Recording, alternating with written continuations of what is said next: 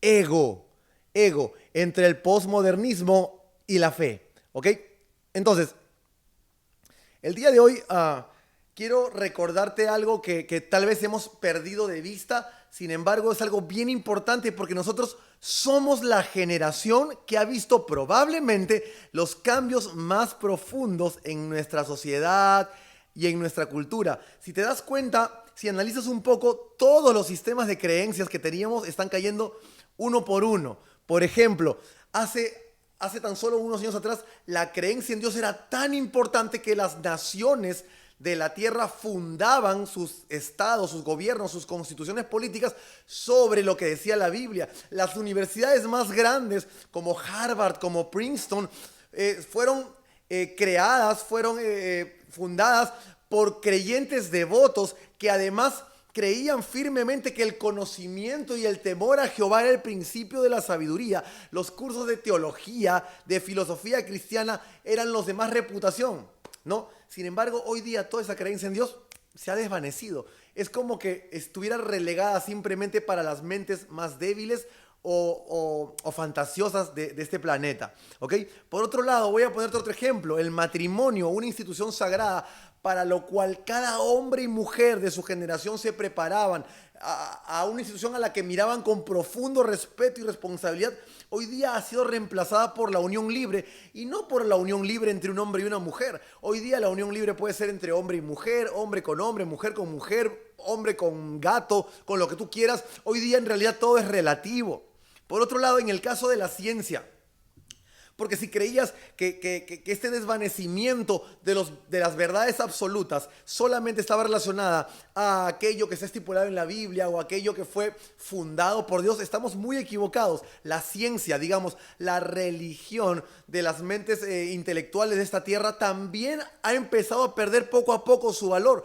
Hoy día en realidad ya no interesa lo que dice tu código genético. Si tú te sientes gato, árbol o extraterrestre, si tú quieres, está bien, porque esa es la nueva corriente. Hoy día todo es relativo, no existen verdades absolutas, no existen valores absolutos. Para lo que para algunos está bien, para otros está mal, y para los que algunos está mal, para otros está bien, y no importa, no pasa nada, porque en esta generación, la generación posmoderna, todos tienen el derecho de tener su versión de la verdad. Así que si alguien cree que lo que tú estás diciendo está mal, está en contra de lo que tú dices, entonces inmediatamente nuestra generación lo tacha de intolerante, de retrógrada, ¿no? De desfasado en el tiempo. Y entonces eso es lo que está caracterizando a nuestra sociedad el día de hoy. Los cambios sociales y culturales, los cambios de pensamiento que están empezando a derrumbar uno por uno los pensamientos del pasado, los pensamientos históricos, inclusive los pensamientos científicos, ya han empezado a perder su valor y hoy ya no valen nada, ¿ok? Ahora, el punto es el siguiente. La iglesia no está inmune a estas presiones sociales o culturales. De hecho, nunca lo ha estado. Jesús dijo en Juan capítulo 17 que sus discípulos estaban en el mundo, pero no eran del mundo. Y por eso oraba para que Dios nos guarde de las corrientes de este mundo, ¿verdad? Igual el apóstol Pablo decía que estamos llamados a no conformarnos a la corriente de este siglo. Y eso lo puedes ver tú a lo largo de toda la historia del pueblo de Dios. En el Antiguo Testamento vemos a Israel luchando con todas esas naciones que traían otras creencias de adoraciones a múltiples dioses, ¿no? Creencias politeístas que inclusive tenían que ver con ritos sexuales y depravados para adorar a sus dioses. Y el pueblo de Israel tuvo que mantener su identidad en medio de este contexto social. Más adelante en el Nuevo Testamento vemos a Jesús y a sus discípulos también librando una lucha social contra el pensamiento equivocado, con la religiosidad errónea de los judíos de su tiempo. Más adelante, la iglesia primitiva tiene también que luchar contra la influencia helenista, o sea, contra todo el pensamiento griego, que por un lado creía también en toda una existencia de muchos dioses. También tenían una creencia politeísta que en el tiempo de la iglesia primitiva, de hecho, el imperio romano estaba obligando a todos sus súbditos, a todos los pobladores sobre los cuales ellos tenían control, que le rindieran adoración a Zeus, por ejemplo, ¿no? Y para el siglo II ya veíamos otra nueva corriente, el gnosticismo, ¿no? El gnosticismo básicamente empieza a traer pensamientos como la idea de que Dios sí, bueno, existe y creó, pero luego abandonó a la humanidad a su suerte y Dios ahora es un ser que está lejano. Eso lo pensaba el gnosticismo. No, también decían que Jesús pudo hacer milagros y pudo resucitar porque él no era completamente humano, y eso es antibíblico. Sabemos por la Biblia que Jesús fue plenamente humano y fue plenamente Dios. ¿Ok? Y la iglesia del segundo siglo también tuvo que luchar con el gnosticismo. Y podemos seguir y seguir. Pero yo no quiero darle muchas vueltas a la introducción. Mi reflexión introductoria es la siguiente: que en medio de todos esos momentos históricos que hemos repasado brevemente, el pueblo de Dios siempre tuvo la responsabilidad de preservar su identidad. Pero para ser honestos, no siempre lo hicimos bien. Y la pregunta con la que quiero abrir el día de hoy es: ¿cómo lo estamos haciendo nosotros ahora, en medio de un contexto en donde los cambios sociales son más vertiginosos y más dramáticos que en ninguna época de toda la historia? ¿Ok? Vamos a empezar. Entonces, yo quiero llevarte a Romanos capítulo 12, verso 2, en donde el apóstol Pablo está haciendo una reflexión y él dice lo siguiente. Voy a empezar yo a leer desde el versículo 1, de hecho. Dice la Biblia: así que, hermanos, os ruego por las misericordias de Dios que presentéis vuestros cuerpos en sacrificio vivo. Ojo, nota que Pablo utiliza aquí la expresión presenten vuestros cuerpos. Ahora, obviamente Pablo no estaba hablando de que te cortes un brazo, que te cortes una pierna y que le entregues el sacrificio al Señor. Lo que Pablo estaba queriendo hacer énfasis es de un compromiso absoluto. De un compromiso absoluto. Esto es interesante porque hoy en día los cristianos están dispuestos a comprometerse con Dios solamente los domingos de 11:30 a 1 de la tarde. Pero en realidad lo que Pablo está hablando es acerca de un compromiso de vida. Y la vida no ocurre los domingos de 11:30 a 1. Los domingos no ocurren la vida no ocurre todo el domingo. La vida ni siquiera ocurre todos los días en el periodo en que estás despierto. La vida ocurre los 24 horas del día, los 365 días de la semana, a toda hora, e involucra todo lo que tú eres, todo lo que tú haces y todo lo que tú decides. ¿Ok? Implica cómo usas tu tiempo, cómo usas tu esfuerzo, cómo usas tus talentos y dones, cómo usas tus recursos, cómo usas tu inteligencia. Eso es lo que implica la vida. La vida implica todo, y de eso estaba hablando el apóstol Pablo. ¿Ok? Y él sigue: presentéis vuestros cuerpos en sacrificio vivo, santo, agradable a Dios, que es vuestro culto racional. Verso 2, el que está en pantalla: y no os conforméis a este siglo, sino transformaos por medio de la renovación de vuestro entendimiento, para que comprobéis cuál sea la buena voluntad de Dios, agradable y perfecta. Ahora, este versículo me encanta, porque este versículo es como una bisagra en todo el libro de Romanos, porque Pablo empieza hablando, la primera parte de Romanos, Pablo la dedica a hablar acerca de la obra de Cristo, ¿ok? Pero luego viene este capítulo 12 en donde Pablo establece el momento en donde, ok, ya hablamos de lo que Cristo hizo y lo que Cristo es. Ahora vamos a hablar de cómo esto lo aplicamos nosotros en la vida. Porque el cristianismo se trata acerca de eso, no simplemente de saber cosas, sino de vivirlas, ¿ok? Y Pablo, ya estábamos diciendo, exhorta a un compromiso integral de parte del creyente. ¿Ok? Ahora, el versículo 2 empieza a hacer enfoque en algunas partes, ¿no? La primera cosa que Pablo nos dice es: no se conformen. ¿Eso qué quiere decir? No se parezcan, no adopten las formas, no se amolden a este siglo, sino transformaos, que es la segunda palabra sobre la cual quiero hacer énfasis el día de hoy. Pablo no está haciendo referencia a un maquillaje. Pablo no está haciendo referencia a una leve mejora. Pablo está haciendo referencia a una transformación completa, a un cambio radical, a un giro de 180 grados, a un antagonismo. No somos parecidos en cierto porcentaje a la realidad del mundo que nos rodea. No tenemos algunos puntos en común. Somos antagonistas, ¿ok? Por medio de la renovación de vuestro entendimiento. Y aquí Pablo hace referencia a la importancia de que para desarrollar una cosmovisión, para desarrollar un estilo de vida cristiano, todo tiene que ver y todo tiene que empezar en principio por la forma en que pensamos. ¿Cómo vemos nuestra fe cristiana? ¿Cómo vemos al cristianismo? ¿Cómo vemos a Jesús? ¿Qué significa Jesús para nuestras vidas? No, aquí se nos invita a una nueva forma de vivir que se logra solamente por medio de una nueva forma de pensar. ¿Ok? Me encanta porque aquí hay una palabra griega que utiliza Pablo, que dice metanoia. Y aunque metanoia ha sido traducido en diferentes partes del Nuevo Testamento como arrepentimiento, en realidad lo que metanoia habla es acerca de un cambio de mentalidad. Un cambio de mente. Así que hacerse cristianos implica en primer lugar cambiar la forma de pensar. Y el punto es que nuestras acciones van a revelar nuestra forma de pensar. Y la pregunta es, ¿está la iglesia actuando, conformándose a lo que la palabra nos ha llamado a pensar y a hacer? ¿O está más bien la iglesia adoptando este nuevo estilo de vida posmodernista? ¿No? Porque la corriente de este siglo de la que estamos hablando, como ya hace unos minutos en la parte introductoria lo comenté, es conocida como el posmodernismo. Esa es la etiqueta que le han puesto a nuestra generación. Los académicos o los filósofos, los pensadores del momento, dicen que somos la generación posmodernista. Ahora, ¿qué cosa es la generación posmodernista? Voy a repetir algunas cosas que ya había comentado. La generación posmodernista se caracteriza porque no existe una verdad absoluta. Cada uno tiene derecho a tener su propia versión de la verdad, y el que dice que no es correcto, el que esté en contra de tu versión de la verdad, inmediatamente es tachado como intolerante. De hecho, en las palabras de un autor colombiano, el autor Cruz Cronfly, lo que él dice es que el posmodernismo se caracteriza por tres cosas. Porque vivimos para consumir, vivimos para el placer y vivimos sin valores ni verdades absolutas, ¿ok? Así que, en pocas palabras, el posmodernismo se caracteriza por el consumismo, por el nihilismo y por el hedonismo. Y vamos justamente el día de hoy a hablar acerca de esas tres cosas de manera muy breve y concisa, ¿ok? Entonces, arrancamos por el consumismo. ¿Qué cosa es el consumismo? El consumismo es esa actitud que se tiene de querer comprar o acumular bienes y servicios por encima de lo que se considera de primera necesidad.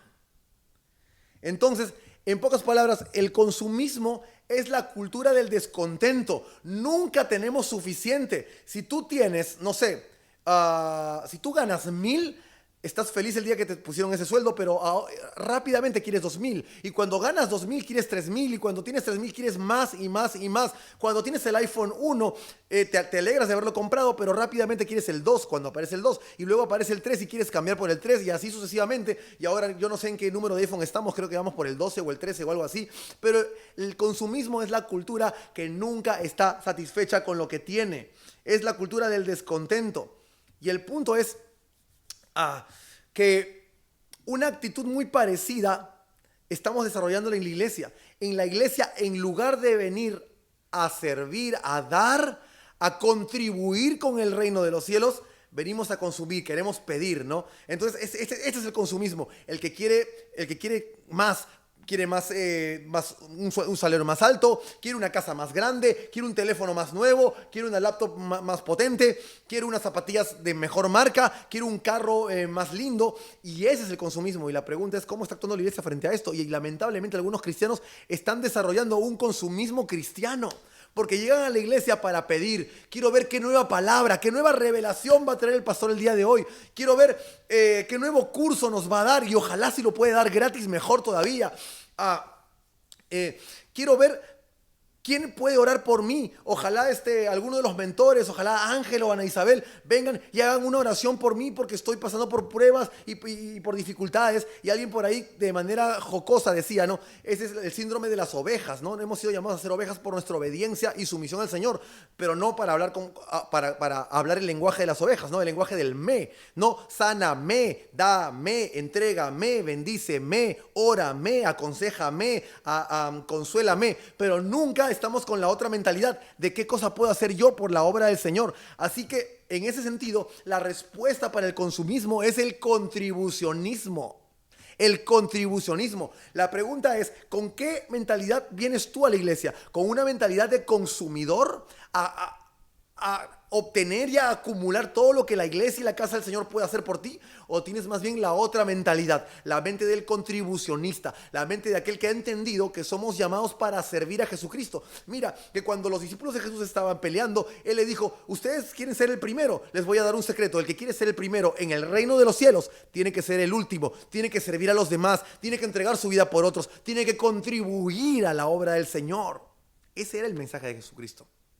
Él decía, no sé cómo es en el mundo. En el mundo probablemente el primero es el jefe, el que da las órdenes, el que sirve, el que recibe el trabajo y el esfuerzo de los demás. Pero en mi reino es diferente. Mi reino es al revés, porque mi reino no es el reino de los que vienen a consumir. Mi reino es el reino de los que vienen a contribuir a la casa de Dios, a servirme a mí y a servir al prójimo. ¿Ok? Entonces, esa es la primera característica del posmodernismo, y me gustaría que durante esta exposición de la palabra tú vayas haciendo un examen de autorreflexión. ¿A qué se parece más tu mentalidad? ¿A la mentalidad posmodernista o a la mentalidad cristiana? ¿Ok? Entonces ya hemos visto el primer tema, el consumismo. La segunda cosa que caracteriza al posmodernismo es algo llamado el nihilismo. Pastor, ya empezaste con las palabras difíciles. ¿Qué cosa es el nihilismo? Bueno, voy a ponértelo en simple. El nihilismo es la negación de toda creencia o todo principio moral, religioso, político o social. En pocas palabras, es la ausencia de valor y verdad absolutos. O sea, ¿qué quiere decir? Que todos pueden tener la verdad. Es más, no hay una verdad absoluta. Mira, qué curioso esto. Hace algunos años considerábamos que algunos tenían la verdad y que todos teníamos el derecho a cuestionarla. Pero hoy día eso ha evolucionado un poco. Bueno, todavía no voy a llegar al punto de hoy. Hace algunos años atrás eso evolucionó y ya no había una verdad. Habían varias verdades. ¿Ok? Pero ahora, en el posmodernismo, ya ni siquiera somos capaces, según el pensamiento posmoderno, de conocer la verdad. Nadie puede conocer la verdad. Entonces, lo que diga cualquier persona es correcto. Por eso yo ponía al principio el ejemplo que eso está viéndose muy evidente, por ejemplo, en esta nueva corriente del pensamiento LGTB, ¿no? De la identidad de género, de la ideología de género. Y hoy tú puedes ser transgénero, puedes ser transexo, puedes ser inclusive transespecie, puedes ser transedad. En Canadá se dio el caso ya hace algunos años de un hombre de unos 60 años que se percibía como una niña de 6 y legalmente se le reconoció como una niña de 6 e incluso hay una familia que lo han adoptado. Han adoptado a este hombre de 60 años que se cree una niña de 6 para que se críe junto con su otra hija biológica que realmente es una niña de 2 años. Y te imaginas lo que puede estar pasando al interior de esa casa bajo este concepto. Y todo eso ocurre y es posible justamente porque el posmodernismo nos trae esta idea. La idea de que ya no hay ningún valor ni una verdad absoluta. Y esto es algo realmente absurdo, porque inclusive hemos llegado al extremo de desestimar lo que es científicamente comprobado. Científicamente está comprobado de que existe un gen X y un gen Y en tu cromosoma número 23 y no existe un gen Z ni A, B, Z, arroba, alfa, beta, gamma, teta. No existe eso, solo existe X e Y. Por lo tanto, la genética te dice que tú eres hombre o varón, pero en el posmodernismo ya la ciencia no importa. Tú puedes ser lo que tú quieras. Hombre, mujer, hombre en la mañana y mujer en la noche, o sea, sexo fluido. Puede ser inclusive, no sé cómo le dicen, no sé si es asexual o no sexo, no me acuerdo cómo es el término, pero inclusive tú puedes calificarte como un ser que simplemente no tiene sexo, ningún sexo, ni eres varón, ni eres mujer, no eres nada. No, existe también el transespecismo. Tú puedes sentirte perro, gato, pollo, halcón, lo que tú quieras, y nadie tiene el derecho de contradecirte, porque si no fuera un intolerante, un retrógrada, ¿verdad? Y todo esto viene a causa del nihilismo, porque no hay una ley absoluta. Hoy todo es relativo. Me canso de ver esa figura en internet en donde aparece un 6 y aparecen dos hombres, uno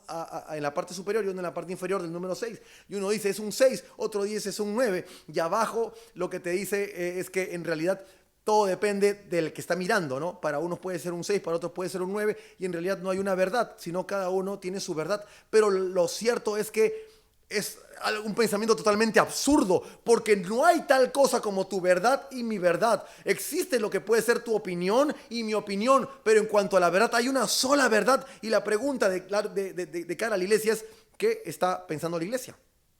La iglesia entiende cuál es la verdad absoluta que gobierna y que rige el mundo entero y el universo, o estamos también empezando a tomar partes de la verdad como se nos acomode. ¿Ok?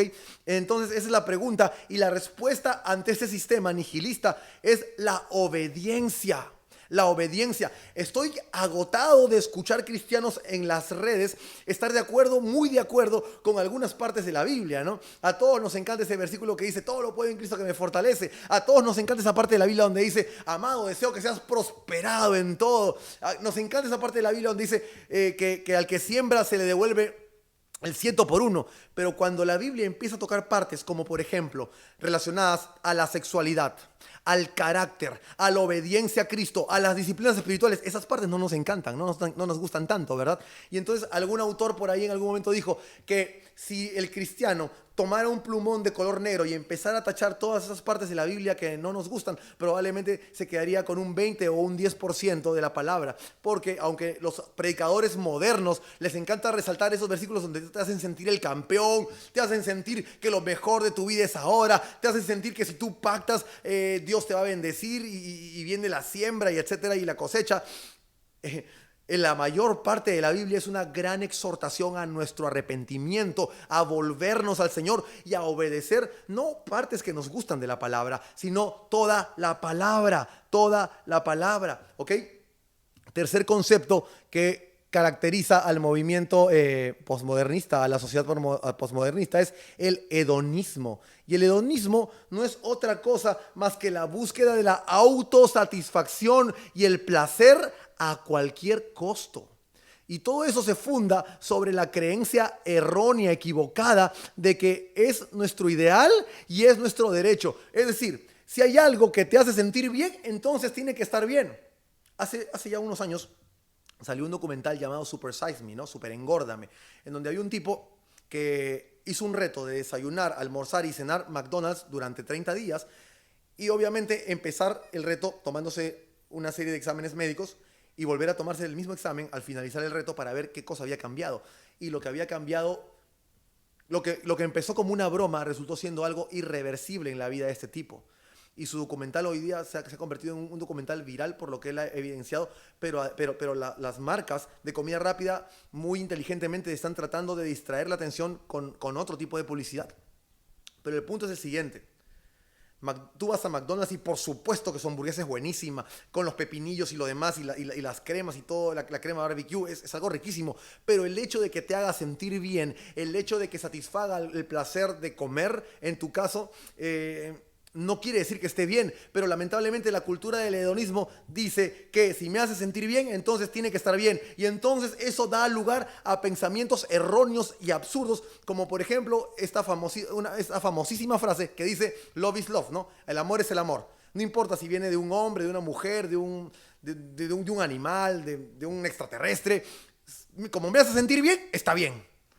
Y ese es el hedonismo, la búsqueda del placer, de la autosatisfacción. El hedonismo no es otra cosa que el egoísmo a su máxima potencia, porque en el hedonismo no hay... De hecho, hablábamos de que el nihilismo hace de que ya no exista alguna verdad ni valores morales absolutos, pero en el hedonismo más bien aparece un nuevo valor absoluto, el nuevo valor absoluto del yo. Entonces el hedonismo es aquel valor, aquel pensamiento que te dice que lo único que importa eres tú. Entonces solo yo soy importante, solo yo quedo y el resto no existe para mí, ¿ok? El hedonismo es aquel pensamiento que te dice que no hay parámetros aparte de uno mismo, de mi propio placer, mi satisfacción y lo que me hace sentir, y ojo con esta palabra, sentir bien es todo lo que importa, es lo único que importa, es lo más importante, es lo único importante, ¿no? Entonces, tú puedes ver que eso también se empieza a filtrar en la iglesia.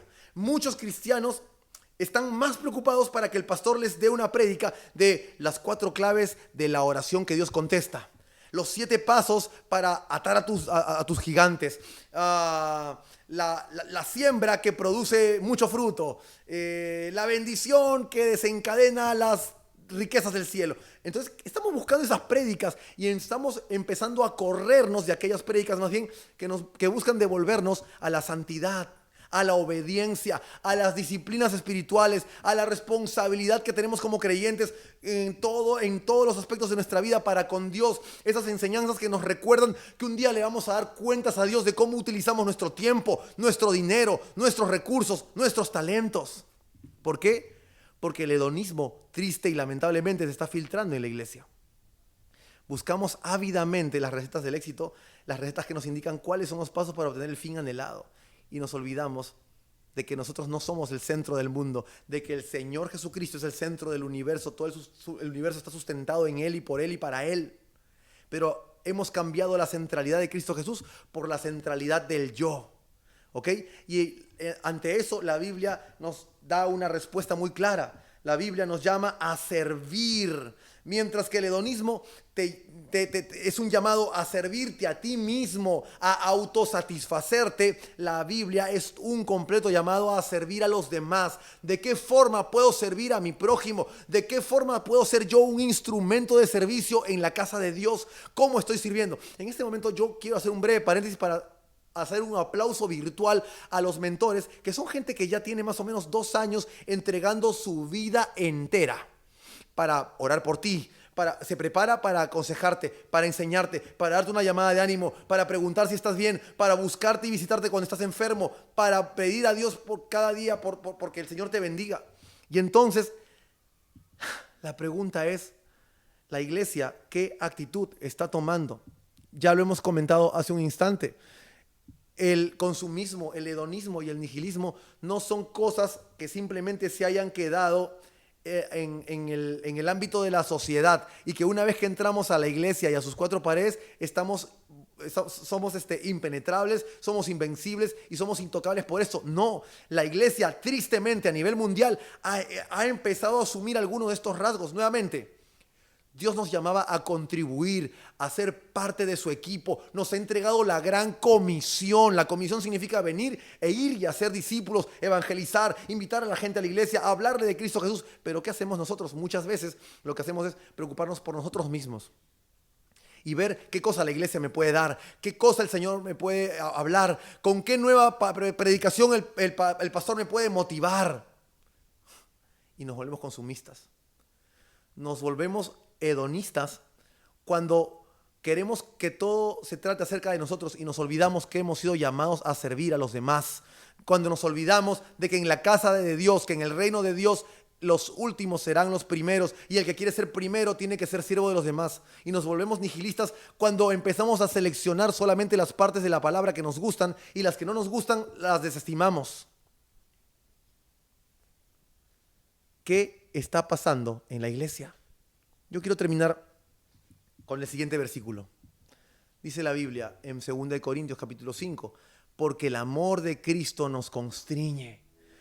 Pensando esto, que si uno murió por todos, luego todos murieron y por todos murió. Para que los que viven ya no vivan para sí, sino para aquel que murió y resucitó por ellos. El posmodernismo, al fin y al cabo, tiene un hilo conductor, tiene una característica que enlaza todos los diferentes pensamientos, el consumismo, el nihilismo, el hedonismo y todos los ismos, al final se resumen en una sola palabra: ego. Somos la generación del superego, del ego desmedido, en donde todo lo que importa soy yo, en donde el único que merece todas las atenciones y todos los beneficios y todos los derechos y privilegios soy yo. Y donde el único ideal y el valor absoluto es atenderme y satisfacerme a mí. Y me olvido que he sido llamado para servir a Dios y para servir al prójimo, para ser parte de la casa de Dios. Y me olvido que tengo una misión, que es llevar el evangelio a cada rincón de este planeta. Un autor cristiano, voy a leerlo así, dice que al comentar acerca de esta guerra de culturas entre el posmodernismo y la cristiandad, él dice que observa que los evangélicos perdieron esa guerra hace rato en los Estados Unidos. Los evangélicos en Estados Unidos han creado su propia subcultura con los mismos valores de la cultura dominante. No sé si esto es porque Estados Unidos es una nación desarrollada, es el primer país a nivel mundial, pero la pregunta es: nosotros, por ejemplo en Latinoamérica, para ser más específicos, nosotros en el Perú, ¿qué es lo que vamos a hacer? Quiero decirte una cosa, iglesia, y con eso termino. Pocas veces ha habido una oportunidad como la que tenemos ahora para presentar la fe cristiana como una propuesta de contracultura, En este tiempo de posmodernidad, en donde hemos visto al racionalismo caer, al romanticismo caer, a todos los sistemas filosóficos caer, se nos presenta una oportunidad sin igual para presentar el cristianismo como la opción, como la respuesta ante un sistema tan satánico y diabólico como es el posmodernismo. Pero estoy hablando de una fe cristiana robusta, de una fe cristiana atractiva, de una fe cristiana apasionada, no una fe cristiana mediocre, pusilánime ni tímida, sino una fe cristiana que habla con seguridad, con la misma autoridad con la que Cristo hablaba. Cuando la gente a su alrededor lo escuchaba hablar, decían: ¿qué hombre es este que habla con esa autoridad? Iglesia, para el cristiano sí hay valores absolutos, y el valor absoluto del cristiano es este: Cristo murió por mí, ahora yo tengo que vivir por Él. Cristo murió por mí, ahora yo tengo que vivir por Él. Déjame decirte lo siguiente: hay dos momentos importantes en la vida del cristiano. El momento en que conoce y entrega su vida a Cristo, y el momento en que sirve a Cristo. Necesitamos conocer a Jesús no solamente como nuestro Salvador. A la gente moderna le encanta conocerlo como el Salvador, el que perdona mis pecados, el que borra todas mis maldades, el que sana todas mis dolencias, el que escribe mi nombre en el libro de la vida. Pero nos olvidamos que Él no solamente es el Salvador, sino que también es el Señor de tu vida, a quien le debes toda tu obediencia, no parte de tu obediencia, no una obediencia dominguera, no una obediencia a medias tintas, una completa y absoluta obediencia. Entonces el punto es: o eres cristiano o no lo eres, o eres cristiano o no lo eres, no hay puntos medios. Entonces pregúntate tú a ti mismo: ¿quién soy yo? O déjame preguntarte a mí: ¿quién eres tú? Vamos a orar.